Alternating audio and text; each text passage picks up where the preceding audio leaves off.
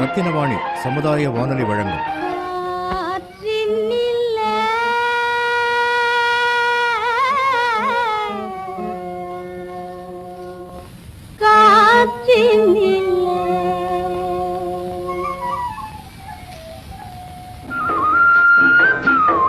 காற்றில் மிதந்து வரும் கணிதம்.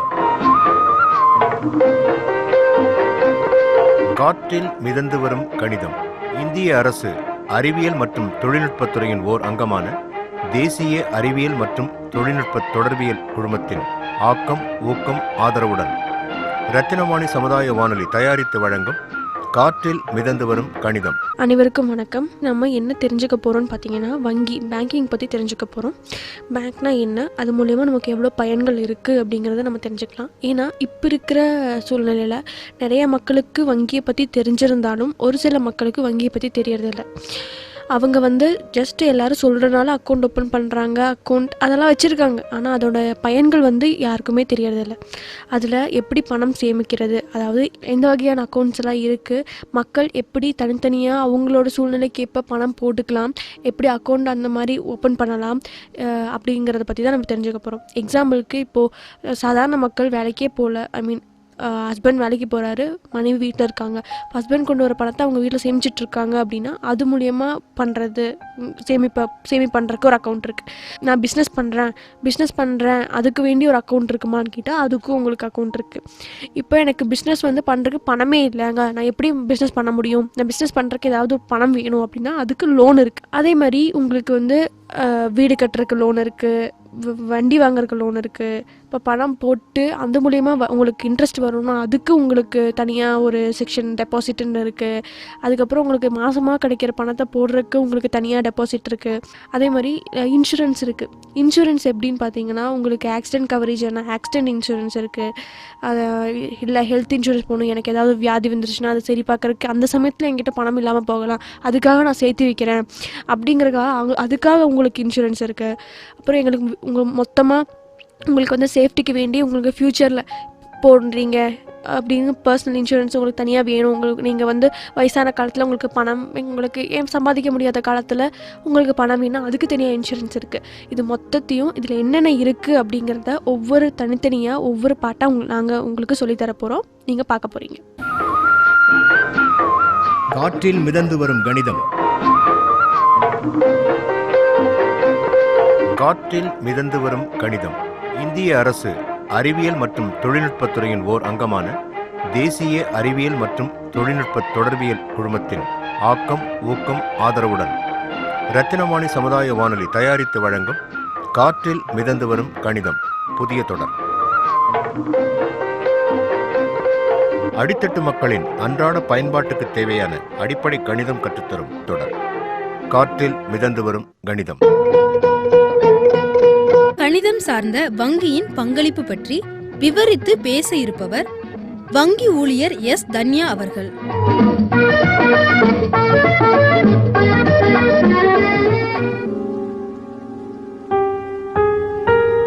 இவ்வளோ நேரம் சேமிப்பு வங்கி கணக்கில் எப்படி ஆரம்பிக்கணும், அதில் எப்படி பணம் போடலாம், எப்படி ஓப்பன் பண்ணலாம் எல்லாம் பார்த்தோம். இதற்கான பயன் என்னன்னு கேட்குறீங்க. நான் இதுக்கு வங்கியில் பணம் போட்டு வங்கியில் பணம் எடுக்கணும், நான் வீட்டிலே வச்சுப்பேன், எனக்கு வீட்டிலே தைரியம் இருக்குன்னு நீங்கள் நினைக்கிறீங்க. வங்கியில் பணம் போடுறதுனால நமக்கு இன்னொரு பயனும் இருக்குது. நமக்கு இன்ட்ரெஸ்ட் கிடைக்கும். இன்ட்ரெஸ்ட் அதாவது வட்டி நமக்கு கிடைக்கும். இப்போ நான் என்கிட்ட 1000 ரூபாய் இருக்குது, இந்த 1000 ரூபாவை நான் வீட்டில் வச்சுட்டேன், நான் பத்திரமா வச்சுக்கலாம். நான் நம்ம எங்கே வேணால் ஒழிச்சு வச்சுக்கலாம், யாரும் எடுக்க முடியாத இதில் வச்சுக்கலாம். நான் வீட்டில் அந்த 1000 ரூபாய் வச்சா வருஷம் முடியும் போது எனக்கு அந்த 1000 ரூபாய் மட்டும்தான் இருக்கும். அதுவே நீங்கள் வங்கியில் போய் அந்த 1000 ரூபாய் போட்டிங்கன்னா வருஷம் முடியும் போது அந்த 1000 ரூபாய்க்கு உங்களுக்கு 40 ரூபா எக்ஸ்ட்ரா கிடைக்கும். அதாவது நீங்கள் 1000 ரூபாய்க்கு 4% வட்டி உங்களுக்கு கிடைக்கும், அதாவது இன்ட்ரெஸ்ட் உங்களுக்கு கிடைக்கும்.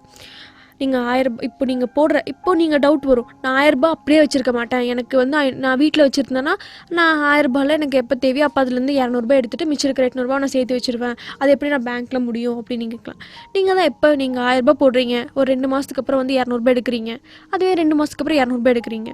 இதில் நீங்கள் ஃபஸ்ட்டு போட்டிங்களா 1000, அதிலிருந்து நீங்கள் எடுத்த பணம் வரைக்கும், அதாவது 6 மாதத்துக்கு ஒருக்க இந்த 6 மாதமாக நீங்கள் எவ்வளோ போட்டிருக்கீங்களோ அது எல்லாத்தையும் கூட்டி, அதாவது அதுக்கான சதவீதம் சதவீதம் கண்டுபிடிச்சி அதுக்கு உங்களுக்கு 4% வந்து உங்களுக்கு இன்ட்ரெஸ்ட் கொடுப்பாங்க.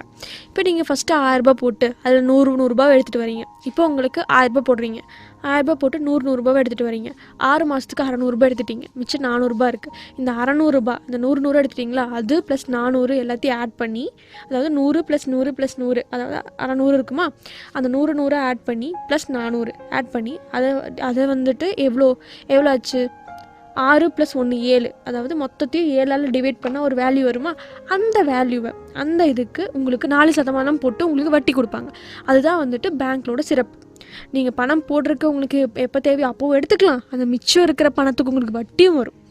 அது வந்து உங்களுக்கு இந்த வட்டி எப்படி வருது அப்படின்னு பார்த்தீங்கன்னா 6 மாதத்துக்கு ஒருக்க உங்களுக்கு வட்டி கொடுப்போம். சேவிங் அதாவது சேமிப்பு கணக்கு வங்கி, அதாவது சேமிப்பு வங்கி கணக்கில் வந்துட்டு உங்களுக்கு வந்து 6 மாதத்துக்கு ஒருக்க உங்களுக்கு வட்டி கொடுப்போம். இப்போ நீங்கள் 6 மாதமாக நீங்கள் வரவு செலவு வச்சிட்ருக்கீங்க, பணம் போடுறது எடுக்கிறது எல்லாம் பண்ணிகிட்ருக்கீங்க. இப்போ 6 மாதமாக நான் பணம் போட்டு எடுத்துகிட்ருக்கேன். இந்த 6 மாதம் நான் பணம் போட்டுட்டு எடுத்துகிட்டும் இருக்கும்போது நான் 6 மாதம் முடிகிற சமயத்தில், அதாவது ஒரு 10 நாளைக்கு முன்னாடி நான் 1 லட்ச ரூபா போடுறேன். சரிங்களா, நான் 1 லட்ச ரூபா போட்டேன், எனக்கு 1 லட்ச ரூபாய்க்கு வட்டி வரலான்னு நீங்கள் கேட்கலாம். அதுக்கு வட்டி வராது. நான் சொன்ன மாதிரி நீங்கள் 6 மாதமாக போட்டுட்டு இருந்தீங்களா, அதில் உங்களுக்கு வரவு செலவு போக, அதாவது வரவு நீங்கள் எடுத்தது போட்டது எல்லாம் போக அதை சதவீதமாக பிரித்து அதுக்கு ஒரு 4% போட்டு தான் நாங்கள் கொடுப்போம். இப்போ நீங்கள் அந்த 6 மாதத்துக்கு முன்னாடி 1 லட்ச ரூபா போட்டிங்களா, அதை அடுத்த 6 மாதம் நீங்கள் எடுக்காமல் இருக்கீங்கன்னு வைங்க, அந்த 1 லட்ச ரூபாய்க்கு உங்களுக்கு வட்டி வரும், 4% வரும். அதாவது உங்களுக்கு 4000 ரூபாய் வரும். 1 லட்ச ரூபாய்க்கு உங்களுக்கு 4000 ரூபாய் வட்டி வரும். அது வீட்டில் வச்சுருந்தா கண்டிப்பாக வராது. இதுதான் உங்களுக்கு வங்கியில் வைக்கிறதுக்கான பலன். உங்களுக்கு வீட்டில் வச்சுருந்தா, இப்போ நீங்கள் 1 லட்ச ரூபா வச்சுருக்கீங்க, அதுக்கு நீங்கள் 1 வருஷம் முடிஞ்சு உங்களுக்கு 1 லட்ச ரூபா தான் இருக்கும். அதுவே வங்கியில் போட்டிங்கன்னா 1,04,000 ரூபாய் இருக்கும். அந்த 1,04,000 ரூபாயில் உங்களுக்கு பெருசு தானே, அந்த 1 லட்சத்துக்கு 4000 ரூபாய் உங்களுக்கு பெருசு தானே இல்லையா? அதுக்கு தான் உங்களுக்கு சேமிப்பு வங்கி தொடங்குங்கன்னு சொல்கிறாங்க. காற்றில் மிதந்து வரும் கணிதம். காற்றில் மிதந்து வரும் கணிதம். இந்திய அரசு அறிவியல் மற்றும் தொழில்நுட்பத்துறையின் ஓர் அங்கமான தேசிய அறிவியல் மற்றும் தொழில்நுட்ப தொடர்பியல் குழுமத்தின் ஆக்கம், ஊக்கம், ஆதரவுடன் ரத்தினவாணி சமுதாய வானொலி தயாரித்து வழங்கும் காற்றில் மிதந்து வரும் கணிதம் புதிய தொடர். அடித்தட்டு மக்களின் அன்றாட பயன்பாட்டுக்கு தேவையான அடிப்படை கணிதம் கற்றுத்தரும் தொடர் காற்றில் மிதந்து வரும் கணிதம். இன்னொன்று என்னென்னு பார்த்தீங்கன்னா, இப்போ என்கிட்ட பணமே இல்லை, ஆனால் நான் எப்போ வேணால் பணம் வந்துச்சுன்னா கண்டிப்பாக நான் போடுவேன், அதுக்காக எனக்கு அக்கௌண்ட் ஓப்பன் பண்ணணும், ஆனால் என்னால் வந்து 500 ரூபாய் 1000 ரூபாய்லாம் மெயின்டைன் பண்ண முடியாது, எனக்கு செலவு இருந்துச்சுன்னா அந்த 500 ரூபாய் 1000 ரூபாய் இருந்துச்சுன்னா நான் எடுத்துருவேன் அப்படின்னு நினைக்கிறவங்களுக்கு இப்போ புதுசாக ஒரு அக்கௌண்ட் வந்திருக்கு. அது என்னன்னு பார்த்தீங்கன்னா 0 பேலன்ஸ் அக்கௌண்ட். நான் இங்கே பணமே போட தேவையில்லை. அதாவது நீங்கள் பணம் போடாமையே அக்கௌண்ட் ஓப்பன் பண்ணிக்கலாம். ஓப்பன் பண்ணிவிட்டு உங்களுக்கு கிடைக்கிற பணத்தை நீங்கள் எப்போ வேணாலும் போட்டுக்கலாம். இந்த மாதிரி ஓப்பன் பண்ணுறவங்களுக்கு கையெழுத்து போடுறவங்களா இருந்துச்சுன்னா அவங்களுக்கு ஏடிஎம் கார்டு கொடுப்போம். இந்த ஏடிஎம் கார்டில் நீங்கள் என்னென்னு பார்த்தீங்கன்னா மாதத்துக்கு 4 தடவைக்கு மேலே எடுக்கக்கூடாது. ஏன்னா நான் பணம், அதாவது 0 பேலன்ஸ் அக்கௌண்ட் எதுக்கு ஓப்பன் பண்ணுறாங்க அப்படின்னு பார்த்தீங்கன்னா, எனக்கு பணம் இல்லை அதனால் ஓப்பன் பண்ணுறேன் அப்படிங்கிறவங்களுக்கு இந்த மாதத்துக்கு 4 தடவை தான் நீங்கள் எடுப்பீங்க. மாதத்துக்கு 4 தடவை மேலே எடுக்க வேண்டாம். அப்படி எடுத்தோம்னா 20 ரூபா சார்ஜ் வேணால் பிடிப்பாங்க. இப்போ நான் ஓப்பன் பண்ணிட்டேன், இல்லைங்க எனக்கு பிரச்சனை இல்லை அப்படிங்கிறவங்க தாராளமாக இந்த அக்கௌண்ட் ஓப்பன் பண்ணிக்கலாம். எவ்வளோ நீங்கள் 0 பேலன்ஸ் இருந்தாலும் பிரச்சனை இல்லை. நான் உங்களுக்கு எப்போ தேவையோ அப்போ வேணால் பணம் எடுத்துக்கலாம், எப்போ தேவையோ பணம் போட்டுக்கலாம். உங்களுக்கு ஏடிஎம் கார்டு கிடைக்கும், உங்களுக்கு check book 10 leaf check book கிடைக்கும். ஆனால் ஒன்று நான் அந்த 500 ரூபாய் அக்கௌண்ட்டுக்கு சொன்ன மாதிரியே தான் உங்களுக்கு எல்லாமே அந்த 1000 ரூபாய் அக்கௌண்ட்டுக்கு சொன்ன மாதிரி எந்த பலனும் உங்களுக்கு கிடைக்காது. உங்கள் கிளையில் வந்து உங்கள் வங்கி கிளையில் நீங்கள் வந்து பணம் போடுறது எடுத்தது மட்டும்தான் முடியும். பணம் போடுறது எங்கே வேணால் போட்டுக்கலாம். எடுக்கணும் அப்படின்னா நீங்கள் வந்து உங்கள் கிளையில் தான் எடுக்கணும். உங்கள் வங்கியில் வேறு ஏதாவது கிளையில் போய் எடுக்கணும் அப்படின்னு நினச்சிங்கன்னா முடியாது.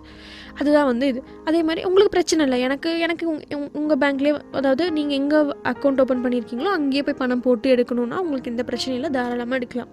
மற்றபடி உங்களுக்கு, அதாவது நீங்கள் இந்த மாதிரி 0 பேலன்ஸ் அக்கௌண்ட் ஓப்பன் பண்ணிட்டீங்க, உங்களுக்கு ஏடிஎம் கார்டு கிடைக்குமான்னு கேட்டால் உங்களுக்கு ஏடிஎம் கார்டு கிடைக்கும். நீங்களும் அந்த ஏடிஎம் கார்டை வச்சு பணம் எடுத்துக்கலாம். ஆனால் ஒன்று மாதத்துக்கு 4 தடவைக்கு மேலே எடுக்க வேண்டாம். எடுத்தால் உங்களுக்கு சார்ஜ் வரும். நம்ம அவ்வளோ எடுக்க போகிறதில்ல, எப்போயாவது தேவைன்னா தான் எடுப்போம்.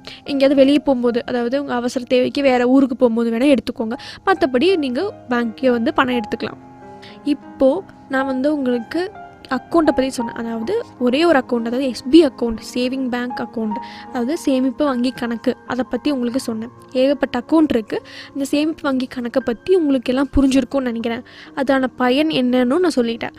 அதனால் தயவு செஞ்சு எல்லோரும் போய் அக்கௌண்ட் ஓப்பன் பண்ணுங்கள். அந்த அக்கௌண்ட்டில் உங்கள் கையில் எவ்வளோ பணம் கிடைக்குதோ அதை போட்டு நீங்கள் அக்கௌண்ட்டில் பணத்தை சேமித்து வைக்கலாம். எவ்வளோ வேணால் பணத்தை எடுத்துக்கலாம், போட்டுக்கலாம், எல்லாம் பண்ணிக்கலாம். ஆனால் ஃபஸ்ட்டு அதுக்கு முன்னாடி நீங்கள் வங்கியில் போய் அக்கௌண்ட் ஓப்பன் பண்ணணும். சாதாரண மனுஷங்க சாதாரண மனிதர்கள், சாதாரண வேலையில் இருக்கிறவங்க ஓப்பன் பண்ண வேண்டிய அக்கௌண்ட்டு தான் இது. அதனால் நீங்கள் எந்த பிரச்சனையும் இல்லை. நீங்கள் தாராளமாக உங்கள் பக்கத்தில் எந்த வங்கி இருக்கோ, எந்த வங்கியில் வேணால் நீங்கள் கணக்கு ஓப்பன் பண்ணிக்கலாம். எல்லா வங்கியும் உங்களுக்கு நேர்மையாக தான் இருக்கும். பக்கத்தில் இருக்கிற வங்கிக்கு போய் நீங்கள் தாராளமாக பணம் போட்டு பண்ணிக்கலாம். காற்றில் மிதந்து வரும் கணிதம். காற்றில் மிதந்து வரும் கணிதம். இந்திய அரசு அறிவியல் மற்றும் தொழில்நுட்பத்துறையின் ஓர் அங்கமான தேசிய அறிவியல் மற்றும் தொழில்நுட்ப தொடர்பியல் குழுமத்தின் ஆக்கம், ஊக்கம், ஆதரவுடன் ரத்தினவாணி சமுதாய வானொலி தயாரித்து வழங்கும் காற்றில் மிதந்து வரும் கணிதம் புதிய தொடர். அடித்தட்டு மக்களின் அன்றாட பயன்பாட்டுக்கு தேவையான அடிப்படை கணிதம் கற்றுத்தரும் தொடர் காற்றில் மிதந்து வரும் கணிதம். ஆனால் ஒன்று, வங்கியில் மட்டும்தான் நீங்கள் பணத்தை போடணும். அதாவது தானாக நான் வந்து புதுசாக வங்கி ஆரம்பிச்சிருக்கேன்னு சொல்லிட்டு ஒருத்தவங்க இப்போ வீட்டில் உட்காந்து வங்கி ஆரம்பிக்கிறாங்க, நான் போய் பணத்தை போடணுமா அப்படின்னு கேட்டால் அப்படிலாம் போட்டுறாதீங்க. அதாவது உங்களுக்கு சீல் வச்சு கையெழுத்து போட்டு புக்கு கொடுத்து இந்த ஏடிஎம் கார்டில் எங்கே கொடுக்குறாங்களோ அங்கே போய் நீங்கள் ஓப்பன் பண்ணுங்கள். அது யாராவது சொல்கிறாங்க பக்கத்தில் வந்து அவங்க உங்களுக்கு அவ்வளோ வட்டி கொடுக்குறாங்க, இவ்வளோ வட்டி கொடுக்குறாங்கன்னு பணத்தை கொடுத்து ஏமாறாமல் அதை கொண்டு போய் வங்கியில் கொடுத்து உங்கள் பணத்தை சேமித்து வச்சு பாருங்கள். உங்களுக்கு வங்கியில் நீங்கள் யோசிக்கலாம், வங்கியில் உங்களுக்கு 4%, நான் 1000 கொடுக்குறேன், 4% தானே கொடுக்குறாங்க, எனக்கு வெளியே கொடுத்தா எனக்கு 10% கிடைக்கும். அந்த 10% உங்களுக்கு பணத்துக்கு உங்களுக்கு ப்ரூஃப் இருக்கா? நீங்கள் 1000 நீங்கள் ஒருத்தங்கிட்ட கொடுக்குறீங்க, அவன் 1000 நீங்கள் அவங்ககிட்ட கொடுத்துருக்கீங்கன்னு உங்ககிட்ட ஏதாவது ப்ரூஃப் இருக்கா? அவன் என்ன வேணால் பண்ணலாம் அந்த 1000. ஆனால் வங்கி அப்படி பண்ண முடியாது. ஏன்னா வங்கிங்கிறது கவர்மெண்ட்டுக்கு கீழே செயல்படுற ஒரு மூலதனம், உங்களுக்கான ஒரு இது. நீங்கள் பணத்தை போடுறதுக்காக கவர்மெண்ட், அதாவது அரசாங்கத்தால் தொடங்கப்பட்டது தான் இந்த வங்கிகளெல்லாம். அதனால் கண்டிப்பாக வங்கிகள் ஏமாற்ற முடியாது, அதில் வேலை செய்கிறவங்களும் ஏமாற்ற முடியாது. அதுவே வந்து நீங்கள் ஒரு ப்ரைவேட், அதாவது தனியார் ஒருத்தன் நான் பணம் நீங்கள் இவ்வளோ போட்டிங்கன்னா உங்களுக்கு இவ்வளோ லாபம் கிடைக்கும், உங்களுக்கு மாதம் நீங்கள் 10,000 போட்டிங்கன்னா மாதம் உங்களுக்கு 1000 கொடுப்பேன் அப்படின்னா நீங்கள் வருஷத்துக்கு எனக்கு 12,000 கிடைக்குதுன்னு நீங்கள் போய் போடலாம்.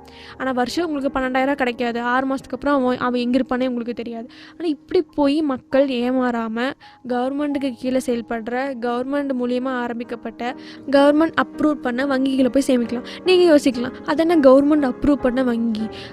கவர்மெண்ட்டுக்கு கீழே நிறையா வங்கிகள் செயல்படுது, தனியார் வங்கின்னு இருக்கும், அங்கேயும் போய் நீங்கள் பணத்தை சேமிக்கலாம். அதுவும் கவர்மெண்ட்டுக்கு கீழே தான் செயல்படுது. அதாவது இந்த இந்திய அரசாங்கத்தில், அதாவது எல்லா பேங்க்குகளும் இந்த மொத்தம் நம்ம இந்தியாவில் எந்தெந்த வங்கியெல்லாம் இருக்குதோ அதுக்கெல்லாம் சேர்ந்து ஒன்று இருக்குது, அதுதான் RBI, reserve bank of India. இந்த ரிசர்வ் பேங்க் ஆஃப் இந்தியாவுக்கு கீழே செயல்படுற எந்த வங்கியிலையும் நீங்கள் போய் பணத்தை சேமிக்கலாம். அதாவது வங்கின்னு போட்டிருக்கிற நீங்கள் எங்கே வேணால் போய் பணத்தை சேமிக்கலாம். அதுவே இல்லாமல் நான் உங்களுக்கு தனியாக தரேன்னு ஒரு இண்டிவிஜுவல் தனி மனிதனோ இல்லை ஒரு குரூப்போ உங்களுக்கு நாங்கள் தரேன்னு யாராவது சொன்னாங்க அப்படின்னா தயவு செஞ்சு ஏமாறாமல் இந்த பணத்தை கொண்டு போய் உங்கள் பேங்க், அதாவது வங்கியில் போய் பணத்தை போடலாம். இன்னொரு டவுட் கேட்கலாம், அது அரசாங்க வங்கியில் மட்டும்தான் போடணுமா, தனியார் வங்கியில் போடக்கூடாதா அப்படின்லாம் நீங்கள் கேட்கலாம். அரசாங்க வங்கியும் தனியார் வங்கியும் ஒன்று தான். அரசாங்க வங்கியும் தனியார் வங்கி எல்லாமே நம்ம அரசாங்கத்துக்கு கீழே தான் இயங்குது. என்ன, அரசாங்க வங்கி அரசாங்கம் சொல்கிற ரூல்ஸ் படி நடக்குது, தனியார் வங்கி தனியாரோட ரூல்ஸ் படி நடக்குது. இந்த ரெண்டுமே அரசாங்கத்துக்கு கீழே தான் நடக்குது. உங்களுக்கு பணம் எங்கே வேணால் போட்டுக்கலாம். நீங்கள் தனியார் வங்கியிலும் ஓப்பன் பண்ணிக்கலாம், வங்கிகளில் நீங்கள் எங்கே வேணால் ஓப்பன் பண்ணிக்கலாம். நீங்கள் தனியாரோ அரசாங்கமோ அது எல்லாமே எதுவுமே நீங்கள் பார்க்க தேவையில்லை. உங்களுக்கு வங்கின்னு உங்கள் பக்கத்தில் எது இருக்கோ அங்கே நீங்கள் போய் தாராளமாக ஓப்பன் பண்ணிக்கலாம். இப்போ நிறைய தனியார் வங்கிகளும் இப்போ அரசாங்க வங்கிகளும் வந்திருக்கு, அங்கெல்லாம் நீங்கள் போய் அக்கௌண்ட் தாராளமாக இல்லாமல் ஓப்பன் பண்ணிக்கலாம். அதில் உங்களுக்கு எந்த பிரச்சனையும் வரப்போகிறது இல்லை. அதாவது அவங்க உங்களுக்கு பாதுகாப்பாகவும் உங்கள் பணத்தை சேமித்து வைக்கிறதுக்கு ஒரு மூலதனமாகவும் தான் இருப்பாங்களே ஒழிய அவங்க வந்து உங்களை ஏமாற்றவோ எதுவும் போகிறது கிடையாது. அதனால் ஃபஸ்ட்டு வங்கிகளை நம்புங்க. வங்கிகளை போய் பணத்தை போடுங்க. பணத்தை போட்டு உங்கள் பணத்தை சேமித்து வச்சுக்கோங்க. அந்த மூலமாக வர இன்ட்ரெஸ்ட்டை, லாபத்தை, அதோட பயனை என்னன்னு தெரிஞ்சுக்கிட்டு அது மூலியமாக பயன்பெறுங்க. கணிதம் சார்ந்த வங்கியின் பங்களிப்பு பற்றி விவரித்து பேசியவர் வங்கி ஊழியர் எஸ். தன்யா அவர்கள்.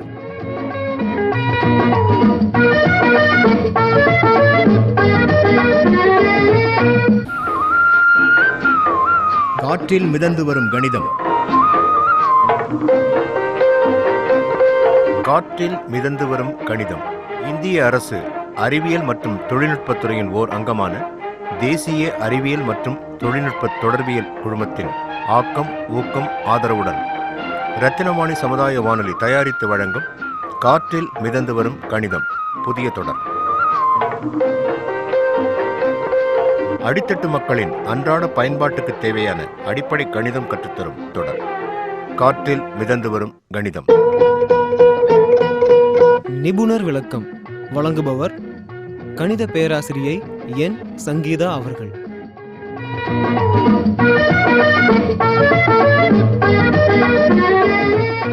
நேயர்களே, நம்ம இது வரைக்கும் நிறைய எபிசோடில் கணிதத்தோட பயன்பாடு நிறைய கேட்டிருப்பீங்க. பார்த்தீங்கன்னா மகளிர் சுயஉதவிக்குழுவில் என்னென்ன கணக்கு போயிட்டுருக்கு, விவசாயத்தில் கணிதத்தோட பயன்பாடு என்ன, தொழிலாளிக்கு எவ்வளோ சம்பளம் வரணும், தொழிற்சாலைக்கு எவ்வளோ லாபம் வரணும், அதில் என்ன கணிதத்தோட பயன்பாடுன்னு பார்த்தீங்க. அதுக்கப்புறம் அன்றாட செலவு கணக்கிலிருந்து அதை எப்படி சிக்கனப்படுத்துறதுன்னு சொல்லிட்டு ஒவ்வொரு தனி மனிதனோட அன்றாட வாழ்க்கையிலையும் கணக்கு எவ்வளோ முக்கியம், அதனால நமக்கு வர லாபம் என்ன அப்படின்னு சொல்லிட்டு ஒவ்வொரு எபிசோட்லேயும் கணிதத்தோட பயன்பாடு நிறைய கேட்டிருப்பீங்க.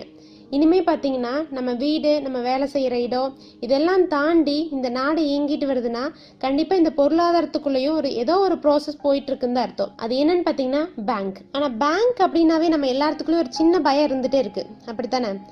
அங்கே என்னதான் நடக்குது, 4 பேர் உட்காந்து என்னமோ ஒரு கம்ப்யூட்டர் தட்டிகிட்டே இருக்காங்க அப்படின்னு நிறைய பேர் நினச்சிட்டு இருக்கீங்க. ஆனால் நம்ம வீட்டில் ஒரு ரூபாய் வந்து உங்கள் உண்டியலில் போட்டு வைக்கிறீங்கன்னு வச்சுக்கோங்க, 4 வருஷம் எடுத்து பார்த்தாலும் அது துருதான் பிடிக்குமோ வழிய அது 4 ரூபாயோ 5 ரூபாயோ ஆகாது. ஆனால் நம்ம பேங்க்ல போகிற ஒவ்வொரு ரூபாயும் ஒரு நாட்டோட முன்னேற்றத்துக்கு உதவுற மாதிரி ஒவ்வொரு தனி மனிதனோட முன்னேற்றத்துக்கும் கண்டிப்பாக மறைமுகமாக காரணமாக இருக்குது.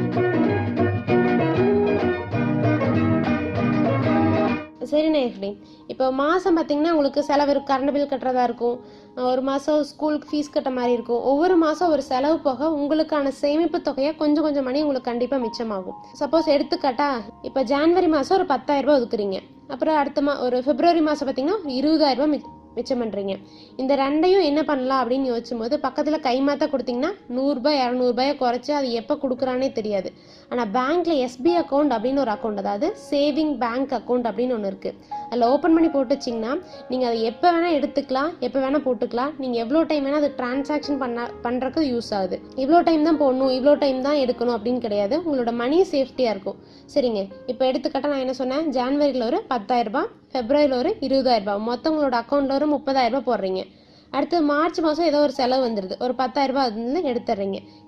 இப்போ உங்களோட இருப்பு தொகை எவ்வளோங்க, 20,000 ரூபாய் ஆச்சுங்களா. அடுத்து ஒரு ஏப்ரல் மாதம் ஒரு 20,000 ரூபாய் வந்து உங்களோட கணக்கில் போடுறீங்க. அடுத்து மே மாதம் இதே மாதிரி ஒரு 30,000 ரூபாய் போடுறீங்க. அடுத்த கடைசியாக ஒரு ஜூன் மாதத்தில் ஒரு 10,000 ரூபாய் போடுறீங்க. பேங்க்கில் பார்த்தீங்கன்னா 6 மாதத்துக்கு ஒரு டைம் வட்டி போடுவாங்க. இப்போ பார்த்தீங்கன்னா உங்களோட ஜான்வரி மாதத்துலேருந்து ஜூன் மாதம் வரைக்கும் நீங்களோட மொத்த இருப்பு தொகை பார்த்தீங்கன்னா 80,000 ரூபாய். நீங்கள் எடுத்து போட்டது போக உங்களோட கணக்கில் இருக்கிற இருப்பு தொகை பார்த்தீங்கன்னா 80,000 ரூபாய்.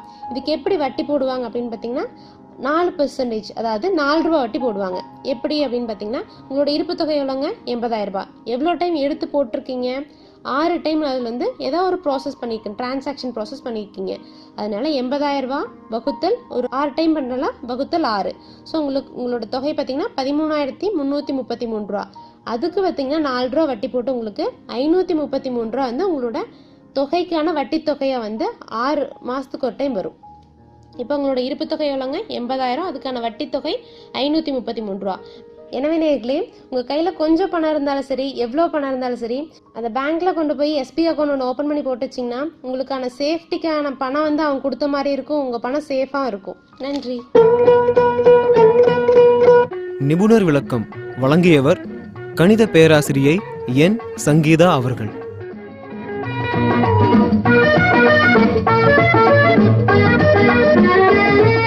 பட்டால் தெரியும் பழசும் புதுசும், கெட்டால் தெரியும் கேள்வியும் பதிலும். நேயர்கள் இதுவரை கேட்டது காற்றில் மிதந்து வரும் கணிதம் பகுதி 35.